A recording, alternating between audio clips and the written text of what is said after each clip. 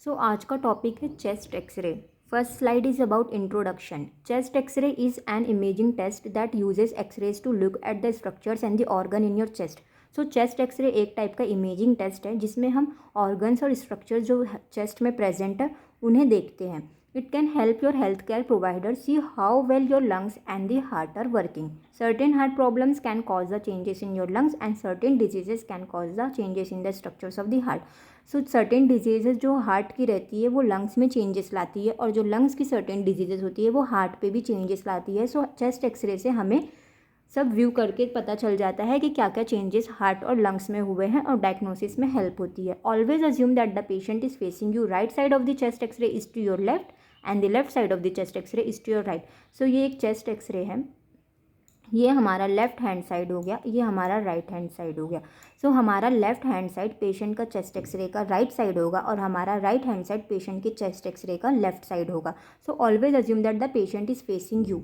Left side left hand right side होगा patient का X-ray का एंड राइट हैंड साइड अपना पेशेंट के एक्सरे का लेफ्ट साइड होगा। So next slide, before reading the chest X-ray को रीड करने से पहले हमें कुछ चीज़ पॉइंट देखना होता है। Confirm the patient to the name. कभी कभी ऐसा भी होता है कि चेस्ट एक्सरे किसी और का रहता है और पेशेंट का नेम बाय मिस्टेक दूसरा हो जाता है। सो ऑलवेज कन्फर्म करना है कि पेशेंट का नेम वही है।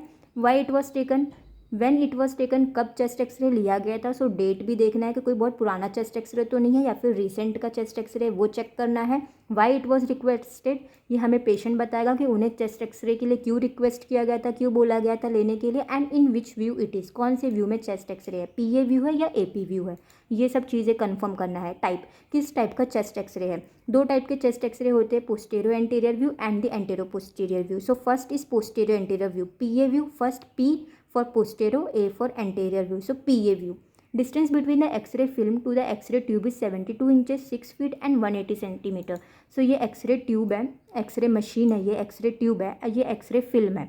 तो जो X-ray tube और X-ray film के बीच का डिस्टेंस है वो है 180 सेंटीमीटर या फिर 6 फीट या फिर 72 inches. And the X-ray beams are parallel before they enter the body. So ये एक्सरे बीम जो एक्सरे ट्यूब से पास हो निकल रही है वो पैरेलल है। The patient is asked to keep his chin up and to keep both of his hand on the waist. Patient को कहा जाता है कि आप अपनी चिन को अप रखिए और दोनों हाथ को अपने वेस्ट पे रखिए। ये क्यों कहा जाता है कि अपने हाथ को इस तरीके से वेस्ट पे रखिए, ताकि स्कैपुला अवे हो जाए और मैक्सिमम लंग फिल एक्सपोज हो और एक अच्छा लंग का इमेज बने। और पेशेंट से कहा जाता है कि आप डीप ब्रीदिंग लो और ब्रेथ को होल्ड करके रखो ताकि एयर फिल्ड हो लंग्स में। जब सांस पेशेंट लेगा, गहरी सांस लेगा और सांस को रोक कर रखेगा तो लंग्स में एयर फिल्ड होगी और एक अच्छा लंग का इमेज बनेगा। और इसे पीए व्यू इसलिए भी कहा जाता है क्योंकि पेशेंट का ये पोस्टीरियर एंड है और ये पेशेंट का एंटीरियर एंड है। सो जो लाइट जो बीम ऑफ रेस पास हो रही है वो पोस्टीरियर से एंटीरियर जा रही है। जो मशीन से बीम ऑफ रेस पास हो रही है वो पेशेंट के पोस्टीरियर मीन्स बैक साइड से एंटीरियर जा रही है। सो पोस्टीरियर से पास हो रही है इसलिए हम इसे पीए व्यू कहा जाता है। नेक्स्ट दूसरा टाइप है एक्सरे चेस्ट एक्सरे का AP view. A for anterior, P for posterior view. The portable X-ray tube is taken to beside the X-ray film is kept below the patient body. ये x ray tube है, ये portable होता है और ये patient है और पेशेंट के बैक साइड पे बिसाइड पे यहाँ होता है एक्सरे फिल्म और इस पे पेशेंट लाइड हो जाता है। तो जो एक्सरे फिल्म है और ये एक्सरे ट्यूब है, ये होता है AP view. And the distance between the X-ray tube to the film is less in the AP view. तो एपी व्यू में जो एक्सरे ट्यूब है, ये एक्सरे ट्यूब है और एक्सरे फिल्म के बीच का डिस्टेंस कम होता है as compare to the PA view. Less in the AP view and the diverging rays enters the body. और इसमें जो रेज पास होती हैं, जो मशीन से रेज निकल रही है वो डाइवर्जिंग रेज है और एपी व्यू में डाइवर्जिंग रेज है और पीए व्यू में पैरेलल रेज पास हो रही थी। It is done in the bedridden patients, unconscious patient, non cooperative patients and the paediatric age group. ये ऐसे पेशेंट में लिया जाता है जो नॉन कोऑपरेटिव पेशेंट होते हैं, अनकॉन्शियस पेशेंट होते हैं, बेड रिडन पेशेंट में एंड पीडियाट्रिक एज ग्रुप में जो स्टैंड नहीं कर सकते हैं, तब हम एपी व्यू को रिफ़र करते हैं। लेकिन एक अच्छा चेस्ट एक्सरे मोस्ट कॉमन जो लिया जाता है वो पीए व्यू लिया जाता है। और जब पीए व्यू नहीं हो सकता है, जैसे बेड रिडन पेशेंट में, अनकॉन्शियस पेशेंट में, जो कॉपरेट पेशेंट नहीं करते हैं और पीडियाट्रिक जो छोटे बच्चे होते हैं जो खड़े नहीं होकर चेस्ट एक्सरे ले सकते हैं, उनमें हम एपी व्यू रिफ़र करते हैं। But most commonly PA view अच्छा होता है। अब इन दोनों में डिफरेंस देखते हैं, PA view versus AP view. So PA view में फर्स्ट देखेंगे और एपी व्यू में देखेंगे first clavicle seen above the apex of the lung field in AP view and the clavicle is seen over the lung field in PA view. ये PA view है, ये वाला पीए view है and ये वाला AP view है।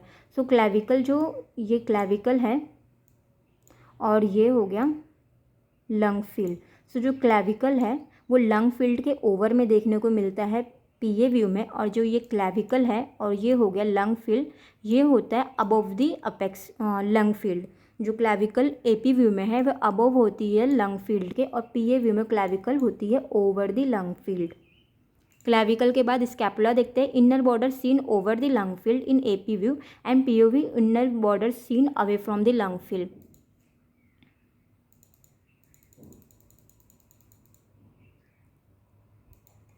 सो ये scapula है, इसकी जो इनर बॉर्डर है, ये स्कैपुला है, इसकी ये इनर बॉर्डर है, ये लंग फील्ड हो गया। ये लंग फील्ड और स्कैपुला की इनर बॉर्डर जो है, स्कैपुला की inner border away from the lung field है इन पीए व्यू। क्यों अवे है? क्योंकि पेशेंट ने अपना हाथ को वेस्ट पे रखा था, इसके लिए स्कैपुला अवे मूव हो गया था, इसलिए लंग फील्ड के अवे स्कैपुला का इनर बॉर्डर पीए व्यू में देखा जा रहा है। लेकिन एपी व्यू में स्कैपुला ये हो गया, ये लंग फील्ड हो गया, इसका जो स्कैपुला का इनर बॉर्डर है ये ओवर द लंग फील्ड है, क्योंकि इसमें पेशेंट ने अपना हाथ को वेस्ट पे नहीं रखा था और पेशेंट लाई डाउन पोजीशन में था, इसलिए scapula over the lung field है इन एपी व्यू। नेक्स्ट है ribs. Anterior ribs better visible in AP view and the posterior ribs are better visible in PA view. So ribs का पहले देखते हैं anterior ribs क्या होती है और पोस्टीरियर रिब्स क्या होती है। ये जो स्टार्टिंग में है ये होता है पोस्टीरियर एंड ऑफ रिब, और ये जो ये है ये होता है anterior ends of the rib. So AP view में एंटीरियर एंड्स ऑफ रिब्स ज़्यादा अच्छे से विजिबल हैं as compare to the posterior end of rib, लेकिन पीए व्यू में पोस्टीरियर एंड ऑफ रिब ज़्यादा अच्छे से विजिबल है, ये वाली रिब्स ज़्यादा अच्छे से विजिबल है as compare to the anterior end of rib. So AP view में एंटीरियर एंड ऑफ रिब ये सब रिब ज़्यादा अच्छे से विजिबल है as compare to posterior rib, and PA view में पोस्टीरियर रिब ये वाली रिब ज़्यादा अच्छे से विजिबल है एज़ कम्पेयर टू द ये वाली रिब एंटीरियर रिब। और एक और डिफ्रेंशिएटिंग पॉइंट होता है रिब्स में एपी और पीए व्यू में, ये जो रिब्स हैं पीए व्यू में ये ऐसी है, मोर ऑब्लिक है, लेकिन एपी व्यू में ज़्यादा पैरेलल होती हैं ribs. Apparent cardiomegaly, no cardiomegaly is seen. So AP view में फॉल्स कार्डियोमेगाली होती है और पीए व्यू में जितना हार्ट साइज होता है उतना ही देखा जाता है। क्यों इसमें फॉल्स कार्डियोमेगाली देखने मिलती है? क्योंकि फिल्म और रेस के बीच में डिस्टेंस जो है एपी व्यू में बढ़ जाता है, इसलिए वो इसका मैग्नीफाइड इमेज बनाता है, लेकिन पीए व्यू में डिस्टेंस सही रहता है, इसलिए उसकी एक परफेक्ट हार्ट की इमेज बनाता है। नेक्स्ट है standard chest x ray. Patient is in the standing up. एक स्टैंडर्ड चेस्ट एक्सरे क्या होता है? पेशेंट स्टैंड होना चाहिए, lung maximally filled with the air, lung ज़्यादा एयर से फिल्ड होना चाहिए, उसे कहा जाता है सस्पेंडेड एंड इंस्पिरेशन। जब पेशेंट को कहा जाता है कि आप अच्छी सांस लो, गहरी सांस लो, आप ब्रेथ को होल्ड करके रखो, उसे कहा जाता है suspended end inspiration. For this patient is asked to take the deep breath and hold is breath on the beam projection. Patient से कहा जाता है कि आप डीप ब्रेथ लो और अपनी सांस को होल्ड करके रखो जब चेस्ट एक्सरे लिया जाता है। In some condition we can not acquire the standard radiograph, so we do the antero posterior view. जब हम एक स्टैंडर्ड मीन्स पीए व्यू नहीं ले सकते हैं तब हम एपी व्यू करते हैं। जिस पेशेंट में हम एक्वायर नहीं कर सकते हैं उसमें हम एपी व्यू के लिए रिफ़र करते हैं, लेकिन एक स्टैंडर्ड चेस्ट एक्सरे ऑलवेज पीए व्यू होता है क्योंकि उसमें हार्ट का साइज लेस एग्जैजरेटेड होता है, फॉल्स कार्डियोमेगाली नहीं देखने मिलती है। किस में एपी व्यू लिया जाता है? बेड रिडन पेशेंट में, अनकॉन्शियस पेशेंट में, non cooperative and paediatric age group में।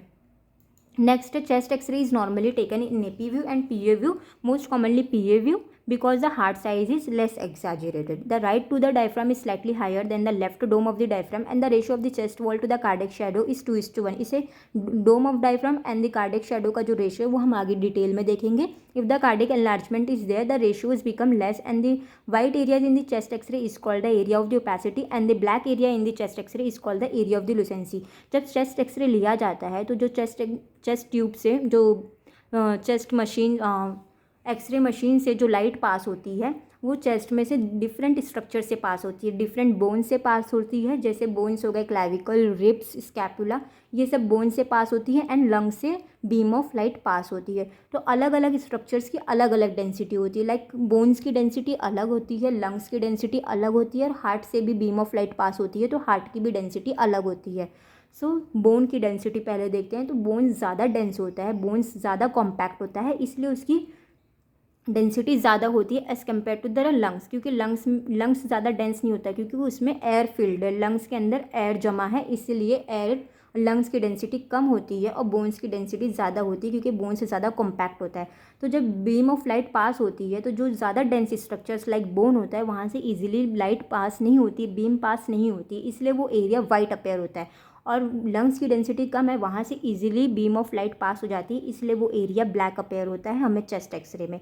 सो जो एरिया ऑफ वाइटनिंग होती है, जो चेस्ट एक्सरे में वाइट एरियाज होते हैं, उसे एरिया ऑफ द ओपेसिटी बोलते हैं। तो अगर हम चेस्ट एक्सरे देख रहे हैं उसमें ज़्यादा वाइट एरिया दिखने को मिल रहा है, तो उसका इंप्रेशन होता है increased area of the opacity. और अगर ब्लैक एरिया जो होता है, जो लंग्स की वजह से होता है, उसे बोलते हैं एरिया ऑफ द लुसेंसी। अगर हम चेस्ट एक्सरे देख रहे हैं उसमें ज़्यादा डार्कनिंग है, ज़्यादा ब्लैकनिंग है, तो हम उसका इंप्रेशन बोलेंगे area of the lucency is increased.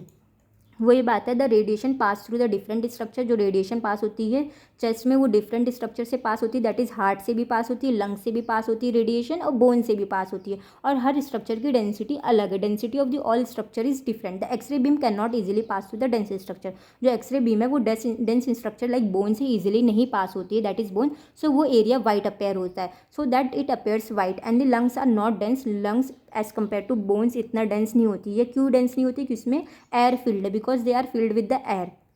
सो वो रेज जो है, एक्सरे रेज जो बीम ऑफ लाइट है वो ईजिली पास हो जाती है लंग से, तो वो ब्लैक अपेयर होता है। क्वालिटी ऑफ चेस्ट एक्सरे, तो before reading the chest X-ray तो हमें उसका पहले क्वालिटी देखना है कि कैस क्वालिटी का चेस्ट एक्सरे है। तो क्वालिटी देखने के लिए 3 क्राइटेरिया होते हैं। तो फर्स्ट क्राइटेरिया रोटेशन और सेंटरिंग। तो हमें पहले चेस्ट एक्सरे को रीड करने से पहले ये देखना है कि चेस्ट एक्सरे सेंटर में है या फिर उसमें कोई रोटेशन हो गई है या नहीं। If the distance between the lateral boundaries of the clavicle and the spinous process is same on the both side, then it is well centred radiograph. So ये क्लैविकल है दोनों साइड की, और ये क्लैविकल का मीडियल बाउंड्री है। तो medial boundary of clavicle, और ये हो गया स्पाइनस प्रोसेस, ये हो गया स्पाइनस प्रोसेस। तो स्पाइनस प्रोसेस और medial end of the clavicle दोनों साइड से डिस्टेंस मेजर करना है। अगर दोनों का डिस्टेंस बराबर आ रहा है तो मतलब ये वेल सेंटर्ड चेस्ट एक्सरे है, कोई रोटेशन प्रेजेंट नहीं है। अगर पेशेंट लेफ्ट साइड रोटेट हो जाता है तो लेफ्ट साइड का डिस्टेंस बढ़ जाएगा, ये लेफ्ट साइड का डिस्टेंस बढ़ जाएगा। अगर पेशेंट राइट साइड रोटेट हो जाता है तो राइट साइड के मीडियल एंड ऑफ क्लैविकल में और स्पाइनस प्रोसेस में डिस्टेंस बढ़ जाएगा। लेकिन अगर पेशेंट सेंटर में खड़ा है और जब चेस्ट एक्सरे लिया जा रहा है तो पेशेंट एकदम सेंटर में है, तो मीडियल एंड ऑफ क्लैविकल और स्पाइनस प्रोसेस दोनों के बीच का डिस्टेंस इक्वल होगा। नेक्स्ट क्राइटेरिया है exposure. Adequate exposure of the vertebrae, correct exposure. Lower thoracic vertebrae margin should be barely visible. Adequate exposure के लिए ये नॉर्मल चेस्ट एक्सरे है और ये लोअर थोरैसिक वर्टेब्रे की मार्जिन है। सो जब हम चेस्ट एक्सरे को देखते हैं तो जो लोअर थोरैसिक वर्टेब्रे की मार्जिन है वो अगर फोकस करने पर हमें देखने को मिल रही है, मतलब बेयरली विजिबल है, जब हम उसे फोकस करें तब हमें उसकी मार्जिन देखने को मिल रही है, तो वो चेस्ट एक्सरे एक एडिक्वेट एक्सपोजर है, मीन्स करेक्ट एक्सपोजर का चेस्ट एक्सरे है। Hyper expose if the lower thoracic vertebrae are clear visible. अगर चेस्ट एक्सरे की मार्जिन, जो लोअर थोरैसिक वर्टेब्रे की मार्जिन है, अगर वो क्लियरली विजिबल है तो वो चेस्ट एक्सरे हाइपर एक्सपोज्ड है। Hypo expose means lower thoracic vertebrae की मार्जिन विजिबल ही नहीं हो रही है, तो वो हाइपो एक्सपोज चेस्ट एक्सरे है। तो ये सेकंड क्राइटेरिया होगा। Last third criteria inspiration. When we take the chest x ray, patient takes a deep inspiration to check it is well inspirated और not, that is the criteria. हमें ये check करना है कि ये जो चेस्ट एक्सरे हमारे पास है वो वेल इंस्पिरेटेड चेस्ट एक्सरे हैं, तो उसके लिए हमें इंस्पिरेशन चेक करना होता है। Criteria for the educate inspiration, you should be able to see the 5 to 6 anterior end of the ribs and the 8 to 10 posterior end of the ribs above the diaphragm.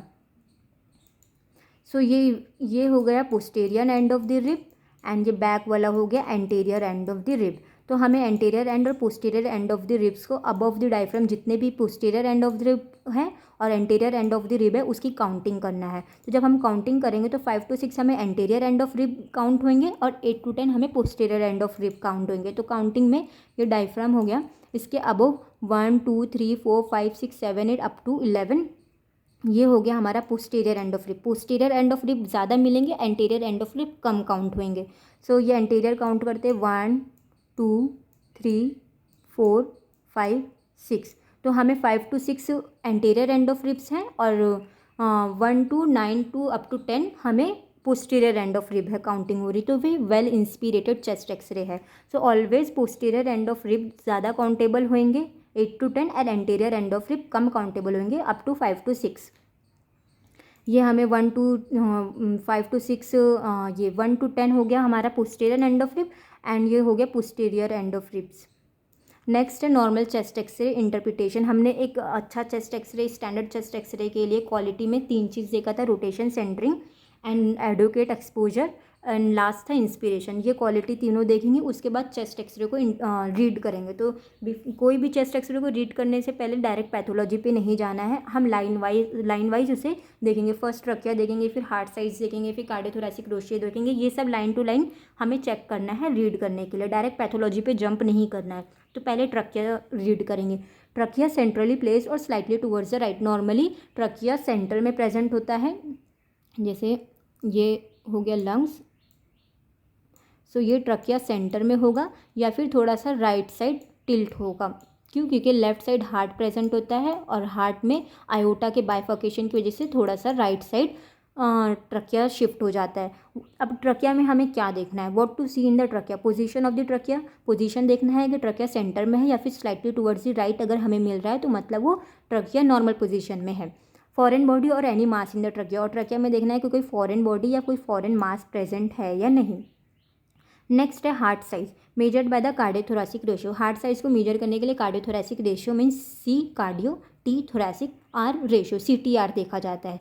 CTR means cardiothoracic ratio देखा जाता है। In PA view it is less और equal to 0.5, it indicates the normal heart size. अगर PA view का chest x ray है तो उसमें cardiothoracic ratio हमें 0.5 मिलेगा, तो मतलब नॉर्मल हार्ट साइज है। और अगर 0.5 से 0.005 मिल रहा है तो वो इंडिकेट करता है कि बॉर्डर लाइन है, और अगर 0.5 से ज़्यादा है तो मतलब एबनॉर्मल हार्ट का साइज़ है।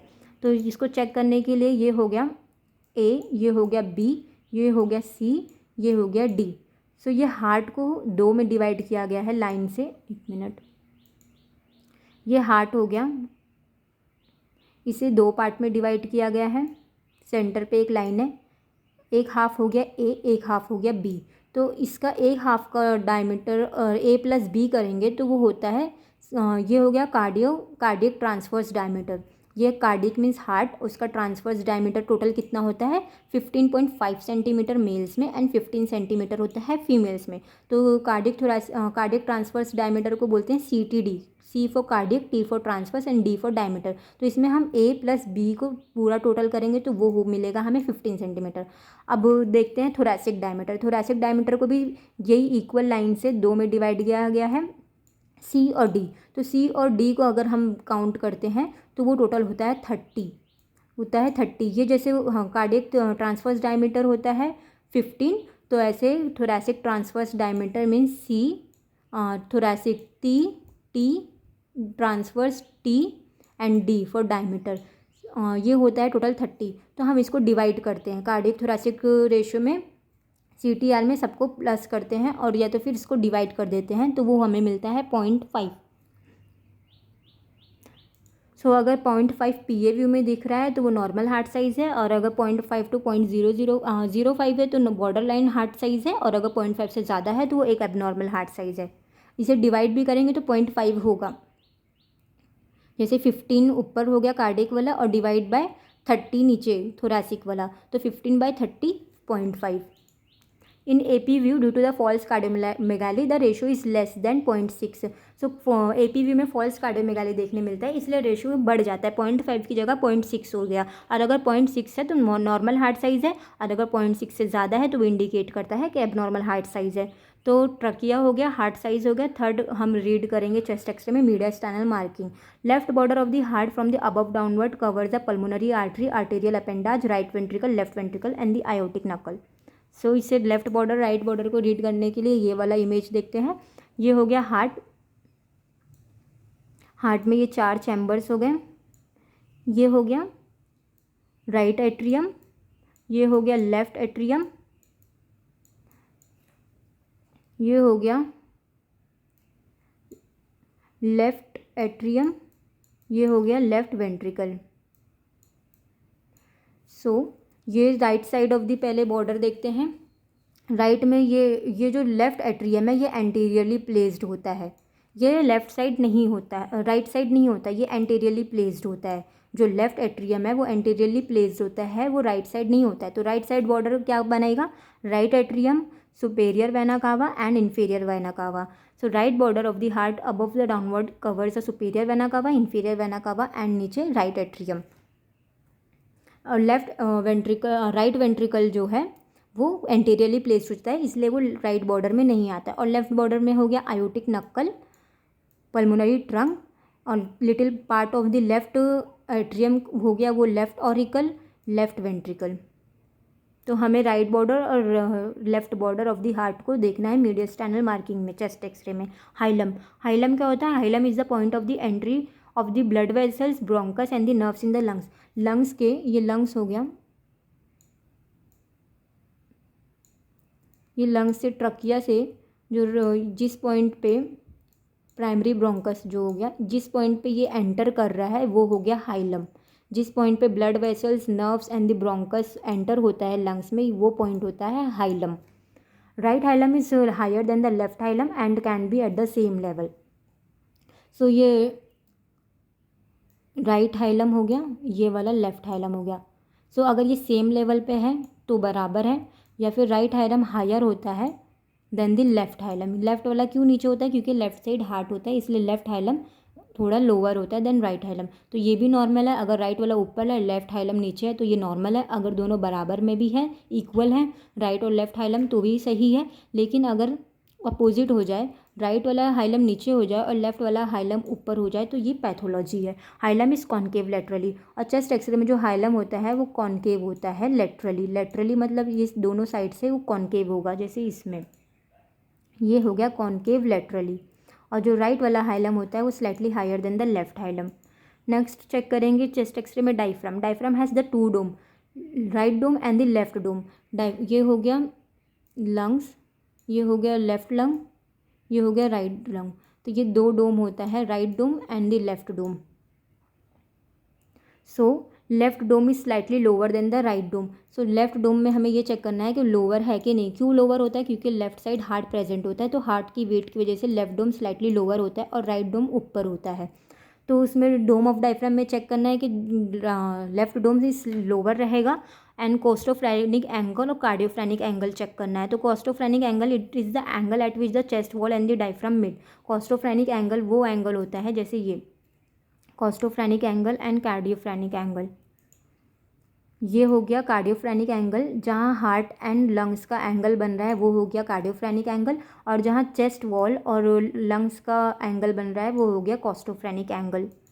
सो costophrenic angle it is the angle at the chest wall and the diaphragm meet. जहाँ चेस्ट वॉल और डायफ्राम मिड कर रहे हैं वो वाला एंगल हो गया costophrenic angle. Loss of the sharpness of the angle that is blunting is usually seen in the pleural effusion. So normal costophrenic angle में शार्पनेस होती है, ऐसे पॉइंटेड रहता है, ब्लंटिंग पॉइंटेड रहता है। अगर इसकी ब्लंटिंग मतलब शार्पनेस लॉस हो जाएगी तो वो इंडिकेट करता है कि प्लूरल एफ्यूजन की पैथोलॉजी है। तो हमें ब्लंटिंग चेक करना है, चेस्ट एक्सरे में शार्पनेस देखना है। Next loss of the sharpness of the angle, ये हो गया costophrenic. And cardiophrenic angle it is the angle between the heart and the diaphragm. Cardiophrenic angle ये होता है जहाँ हार्ट और डायफ्राम होते हैं। ये नॉर्मल चेस्ट एक्सरे है, इसमें हमें सब देखना है। सो अब कुछ एबनॉर्मल डिजीजेस के चेस्ट एक्सरे देख लेते हैं। फर्स्ट है एम्फाइसीमा। एम्फाइसीमा एक टाइप की ऑब्स्ट्रक्टिव लंग डिजीज़ है। ऑब्स्ट्रक्टिव लंग डिजीज़ में पेशेंट में एयर ट्रैपिंग हो जाती है, पेशेंट इनहेल इजीली कर लेता है लेकिन उसे डिफिकल्टी होती है एक्सेल करने में। मतलब पेशेंट इंस्पायर तो अच्छे से एयर कर लेगा, लेकिन जब उसको एक्सपायर करने का टाइम होता है तो वो एक्सपायर नहीं कर पाता है। इसलिए जब वो एक्सपायर नहीं कर पाता है तो लंग्स में एयर की ट्रैपिंग हो जाती है, लंग्स में एयर अक्यूमुलेट हो जाता है। तो जब ज़्यादा एयर अक्यूमुलेट होएगा तो ज़्यादा ब्लैक दिखेगा लंग्स। तो area of the lucency means blackening और डार्कनिंग हमें ज़्यादा देखने मिलेगी। Widening of the ribs spaces, जब एयर ज़्यादा जमा हो जाएगा तो जो रिब्स के दो दो इन बिटवीन टू रिब्स जो स्पेसेस है वो वाइड हो जाएंगे।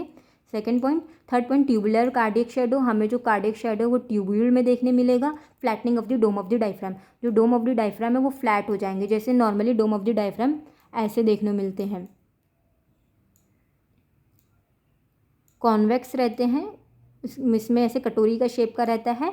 लेकिन इसमें फ्लैट देखने मिलेगा। तो एम्फाइसीमा की कंडीशन में ये 4 पॉइंट देखने को मिलेगी। ये ब्लैकनिंग ज़्यादा देखने को मिल जाएगी क्योंकि अंदर एयर ट्रैप है, इसलिए डार्क हो रही है लंग फील्ड, और एरिया ऑफ द लुसेंसी मीन्स डार्किंग ज़्यादा देखने मिलेगी। सेकंड, जो दोनों रिब्स के बीच में डिस्टेंस है वो वाइड हो जाएंगे और हार्ट ट्यूब शेप का हो जाएगा, और दोनों डोर्स में जो कटोरी शेप का रहना चाहिए वो फ्लैट हो जाएगा। नेक्स्ट है क्रॉनिक ब्रोंकाइटिस। क्रॉनिक ब्रोंकाइटिस में एक ऐसी कंडीशन है जिसमें कफ ज़्यादा बनने लगता है पेशेंट को, क्योंकि जो ग्लैंड्स हैं वो एनलार्ज हो जाते हैं और ज़्यादा कफ सिक्रीट करते हैं। सो ये इसमें भी कुछ पॉइंट होते हैं। इसमें भी फ्लैटनिंग ऑफ डायफ्राम मिलने लगता है, दोनों डोम का, राइट डोम और left dome of the diaphragm flat हो जाते हैं, जैसा कटोरी शेप का रहना चाहिए। ट्यूबुलर हार्ट मिलता है, और इसमें ये ज़्यादा कफ की वजह से ये ज़्यादा ऐसे पैचेस में देखने मिलते हैं। नेक्स्ट है ब्रोंकेक्टियासिस। ब्रोंकेक्टियासिस एक ऐसी कंडीशन है जिसमें एयर पैसेजेस में परमानेंट डायलेटेशन हो जाता है। तो ये जो एयर पैसेजेस हैं ये ऐसे डायलेट देखने को मिल रहे हैं, और इसमें कफ का एक्यूमुलेशन है, इसलिए ये ऐसे पैची देखने को मिल रहे हैं और डायलेट हुए हैं। नेक्स्ट है सार्कोइडोसिस। सार्कोइडोसिस एक ऐसी कंडीशन है जिसमें इन्फ्लामेटरी डिजीज़ है और इसमें लिम्फ नोड का एनलार्जमेंट हो जाता है। तो दोनों बायलैटरली, दोनों साइड में हिलार, जो लंग्स में हिलार लिम्फ नोड होते हैं उसमें एडिनोपैथी एनलार्जमेंट देखने को मिलता है। तो इसका इंप्रेशन है बायलैटरल हिलार लिम्फ एडिनोपैथी।